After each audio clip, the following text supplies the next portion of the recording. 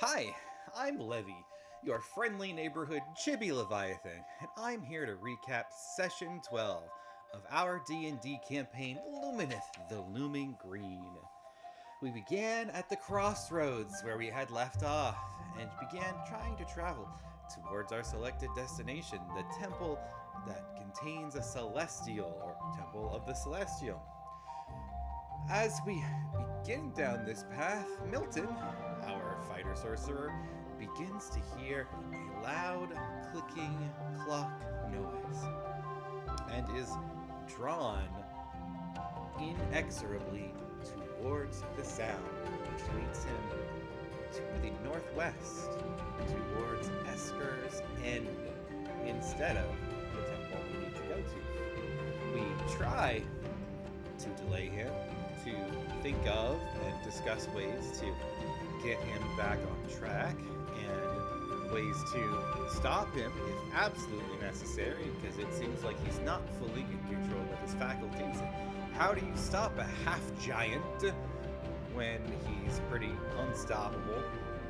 So we made plans, and Cisco refused to leave him, so the entire party followed in that direction. We got a great little view into Mechanus, which seems to be very time travel, time bureau, Loki coded. People there tend to disappear when they are no longer useful or break the rules, things like that. It was told to Milton a few times that he's not on the occurrence list for today, and then later found out that he's on the emergency occurrence list for the day, as he goes to see his boss and then their superior, I believe. He then requests to try to change the occurrence list. He wants a quill. Zeke touches him in this moment and gets some strange vision by way of will saving throw, which I believe he fails miserably and was expected to want to fail. But we are able to hear Milton mumble something about needing a pen, and Larrick, being a cartographer and a calligrapher, takes out some kind of writing implement and places it into Milton's hand, where he uses it to edit the occurrence sheet for the day. He is told something about a weapon that he's not to get now, that he is on track. They're able to confirm which part of his mission that he is on. Something to the effect that he will get his weapon that he needs to finish his mission in about a year. So there seems to be much in his path ahead. So his glossy eyes then fade back into our reality, and we head to the Temple of the Celestial. Returning to Crossroads first, and we have a short rest. While we're doing so and beginning on our way, Zeke decides he wants to get Patch to use his Map of Desires, but Patch's patron, Fizz, is unwilling to let him, stating something along the lines of the magic that is keeping Patch alive, his magic, and the circumstances to which he is remaining animated should not interact with the magic of that map, because it may cause something cataclysmic. This could be in the way of Patch becoming a god, or the entire world scorching to ruin, every single atom being exposed to hellfire and brimstone and an abyssal plane. Anywhere therein or in between, and seems like a terrible idea.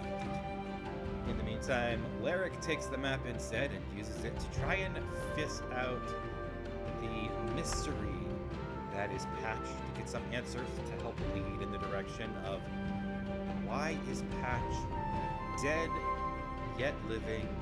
What is going on? Due to the nature of his question being too broad, he does not get good answers. He does not return the map to Zeke, which is then called out later on, to which Larrick replies, "What map?" And Zeke gets a little testy. He grapples, and Fizz responds by charming Zeke with magic. Proceeds to the Temple of the Celestial, whereupon the charm spell does wear off, and Zeke is having trouble trusting the party at that point. We proceed into the temple without him. In the meantime, during the charm spell, Lyric did make a copy-ish of the map using illusory script. It wasn't the best copy, but it seemed well enough to fool Zeke in the moment. Tried to put it into Zeke's bag undetected, but I rolled terribly, and thus it was discovered that it was there. We went into the temple without Zeke, and Patch and Fizz stayed behind. Fizz left his lantern to try and show that he is the only thing keeping Patch moving, because as soon as he leaves the body, Patch becomes a lifeless husk and tries to calm Zeke down from his current state of mind. Unable to do so, he decides in his wisdom to cast Dispel Magic on the illusory script and close the unforeseen doors of this cave leading into the Temple of the Celestial. We are explained later that it was just an open cave, and somehow stone from the cave slammed shut to form a door that was not there before. We approached the Celestial, and they seemed amenable to helping us, to speaking with us, and that there might be some ways in which we could seek further aid.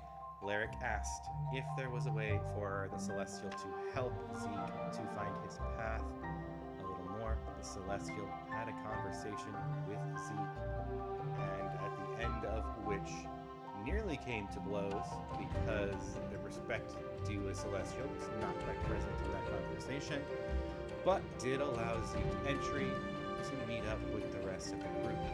It was also revealed slightly during their introductions, based off of their insight, that Lyric, my character, introduced himself in the same way he had introduced himself to the party, to the Celestial, saying, "My name is Lyric McLoon, but my friends would call me Matt, at least if I had any friends." And the party stands at the precipice of trying to figure out their standing with each other, which we expect to do when we return.